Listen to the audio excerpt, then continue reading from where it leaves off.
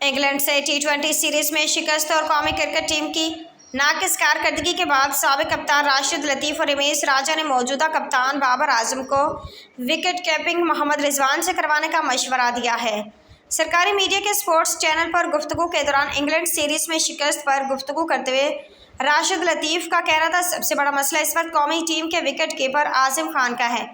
Team के पास 2 wicket keeper Usman और मोहम्मद रिजवान है। मेरा मशवरा है विकेट कीपिंग सीनियर खिलाड़ी से करवाई जाए।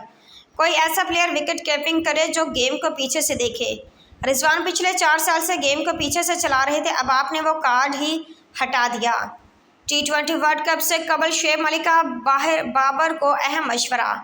उन्होंने कहा कि किसी भी टीम के कप्तान को सबसे ज़्यादा ज़रूरत विकेट कीपर की होती है। मैंने और मोइन खान ने टेस्ट मैचेस और वनडे मैचेस में विकेट कीपिंग की है।